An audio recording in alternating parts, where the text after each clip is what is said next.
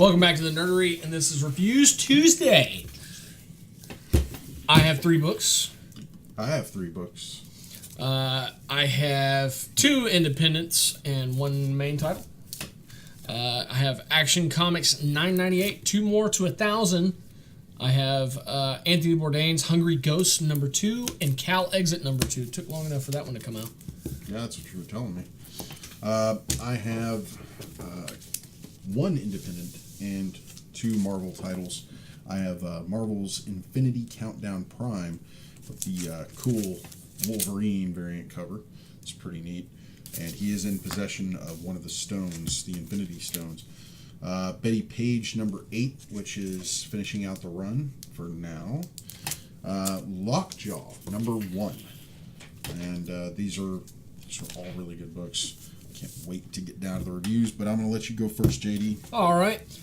Cal Exit #2, like I said, it took us long enough to get to this issue. There was a huge delay between 1 and 2, I think 2 months, if not more. But essentially what's going on in this is California has seceded from the United States, and it's kind of in the middle of a civil war. Issue 1 was kind of storyline introductory and a lot of action. What I don't get is why is there a civil war? I mean, isn't this what people want? I'm messing. You gotta read the book. Right. Issue 2 is more character introduction, which is okay. I love it. And the storyline's still progressing. It's not just focusing on the characters, but you get a little bit more background on some of them. And I really appreciated that because issue 1 just kind of tells you what's going on and it drops you in. Yeah. There was not a lot of character development, which was great. That was a great way to do an issue 1. Because at that point in the story, you really didn't need a lot of character development. Well, you're getting background. Exactly. In issue 2, we get that character development that we didn't get in 1, and the story moves along, and great little cliffhanger there at the end. But I got to give this one a solid 4 capes. It's greatly executed. The art is on point, perfectly fits the story, and it just moves along just so great. Very cool. Anthony Bourdain's Hungry Ghost issue #2. Now, I have issue 1, but I hadn't read it. And the gentleman that works at the comic book store I go to, he likes to just drop in books that he thinks I'll like. And he dropped me an issue 1, and I didn't read it. And then I saw this one, and I was like, why the hell not? And then I was reading my books to get ready for this, and I was like, I really should go back and read issue 1. But you know what? No, let's put this turd to the test. Let me drop in an issue 2 and see how well it does. And honestly, anybody can do that because there are 2 little vignettes in each one of these, each independent from each other. It's wonderful. I got 2 stories in here. They're not connected or related to issue 1 whatsoever. It was magnificent. I absolutely loved it. The first story in this book is awesome. Yeah. Awesome. And basically what it is from what I can understand, is it's a bunch of chefs telling ghost stories about other chefs.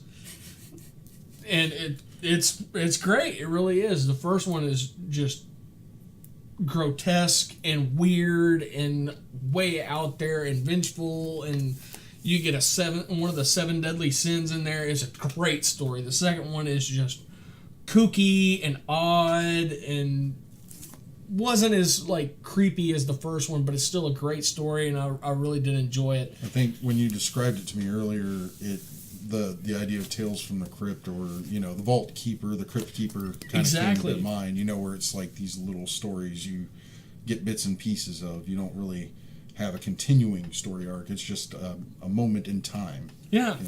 And it's cool. Perfect. I loved it. So I gotta give it another solid 4 capes. Thoroughly enjoyed it.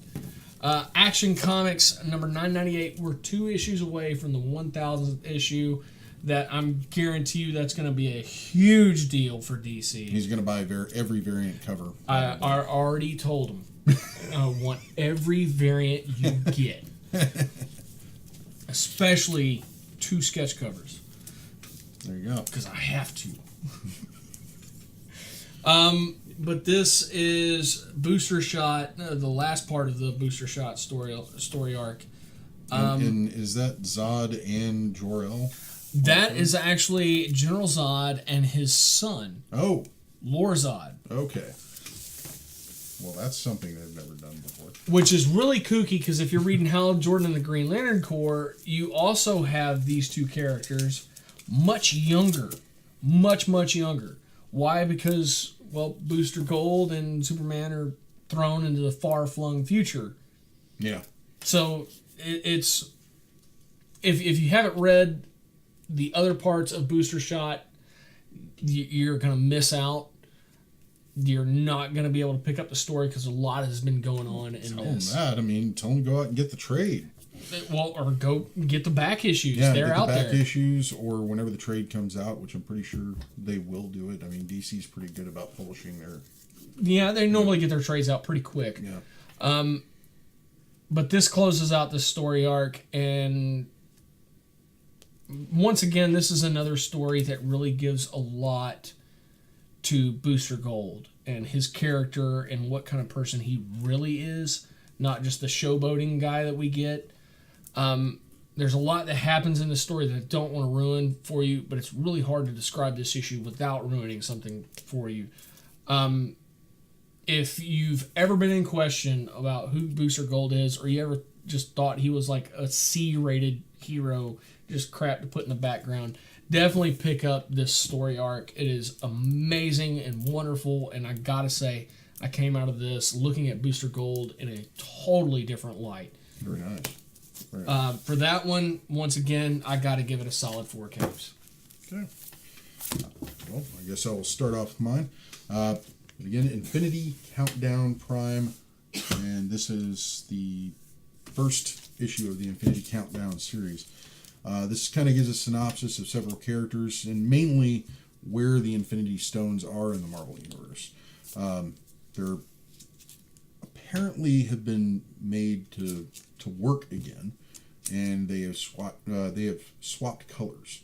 So you have several characters that are in possession, or if not, trying to find the Infinity Stones in this book. One of them being Wolverine, and we're talking about a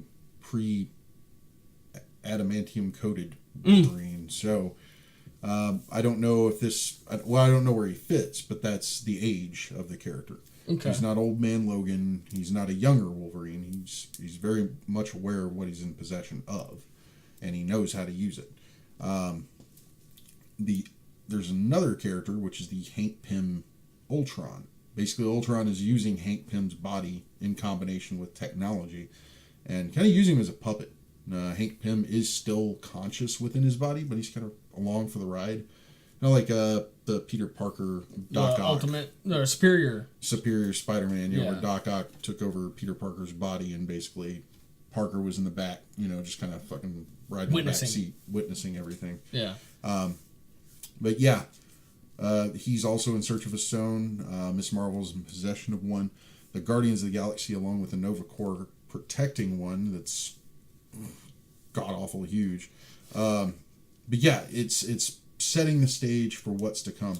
And I can say this: I believe this is going to be a really good outing for Marvel. I think they're really going to work their best to try and bring as many people in as they can, to give them understanding of what these stones are.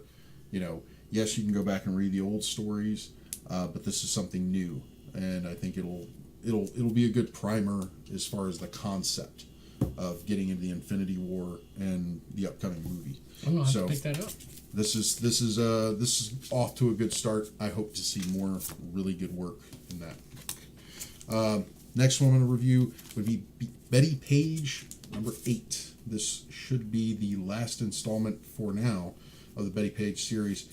I was really impressed with this book, and to be honest, I know I sound terrible for saying this, but I don't normally buy the photo covers. That was the only one available. But it's really cool. It goes beyond the sexy photo shoots and the Betty Page phenomenon as it was, and it's kind of a inner diary of her being a secret agent, so to speak, or working for agencies trying to find these artifacts, or thwart some mad scientist. And it goes back to the golden age era of adult comic books in that degree. But there's really surprisingly not a lot of sex in this, much less a lot of Betty Page being scantily clad. It's really serious. It's kind of like a James Bondish type story with a lot of slapstick thrown in. I like it. I think it's a great story, and the only objectification of anybody in this is the cover. So, but that's what everybody knew Betty Page as. Yeah. So I think it's a great metaphor for the book. You see the cover, you see who Betty Page was. Don't judge a book by its cover. Boom. I love it. This is that book. It's awesome. I love this book. I'm giving it 5 chimichangas, and I hope to see more eventually. Really great read. Next one from Marvel is Lockjaw #1. I saved the best for last because I thought this was the most whimsical, entertaining book I have read in quite a while from Marvel. And I know I read a lot of Deadpool, and that can be whimsical and entertaining. But I think it's great that they picked this character to kind of follow. He's a giant dog that can teleport himself anywhere. Yeah. And he does. You also get to see Demolition Man, the Wolverine style character. You see, you're giving me this look like, who the fuck is that? I don't know who that is. Yeah. He kind of looked like Wolverine in the brown and yellow costume, but he had a D on his chest, and he had the Wolverine mask. Huh. Yeah, but he used to fight crime with Captain America, and do all kinds of crazy stuff. But he also plays a kind of Lockjaw's sidekick in this. Huh. There's no dialogue from Lockjaw. He's kind of porting here, porting there, and Lockjaw encounters Demolition Man when this mob of space hamsters come to try and collect Lockjaw. Huh. And I think that's how it went. But anyway, it's a crazy story. It's wild. I want to say from Marvel, this is one of those stories that I really enjoy. It's not canon to anything else, really, save for the characters. It's kind of like Squirrel Girl or Howard the Duck, those outings where it's just about entertaining the reader. Yeah, just oddity, like here's something fun to read. Yeah, and it's fun. It's fun. I enjoyed this book. I think this is great. It's good for kids. It's good for parents too. It's good for everyone. And it just has a lot of humanity in it as well. Because, the Demolition Man, the other character involved, he's kind of got a bad life going for him right now because he's not that hero anymore. But then he gets thrown into it by encountering Lockjaw. Yeah, the royal dog of the Inhumans. It's great. It's great. And if you haven't seen Inhumans yet, they actually show Lockjaw on it, and they did a marvelous job of bringing him to life. Yes. So, but yeah, 5 chimichangas all the way for everything. Very nice. Because we are doing a scale to 5, right? Yeah. Or am I just breaking the knob off? If you want to break the knob off, go for it. Are you? Yeah. Yeah. Crank it up to 11. I was very pleased with these books. So. Well, there you go. Be sure to get down to your local comic book store today or tomorrow, because don't forget, tomorrow is New Comic Book Day. Yes. So you don't want to miss out on your new books. If there's anything, if you don't have a subscription box, well, I highly suggest you get one so you make sure you don't miss anything you want to get. But if you don't have a subscription box, bear in mind, man, some of the stuff on the stand can sell out before you even get there. Yeah. So jump on it quick. Be there early. I think I missed out on a couple of the titles this past week. Yeah, I missed out on a few myself because we get in Friday, Saturday. Yeah, normally. So. But a huge thank you to our sponsor, Captain Jack's Elixirs, 322 East Texas Avenue, Baytown, Texas 77520. And you can go to their website, CaptainJacksElixirs.com, and be sure to like and subscribe down there at the bottom. And be sure to follow us on our multiple social media platforms, Facebook, Instagram, and Twitter. All that information is down there somewhere. Huge thank you for watching, and be sure to watch us next time.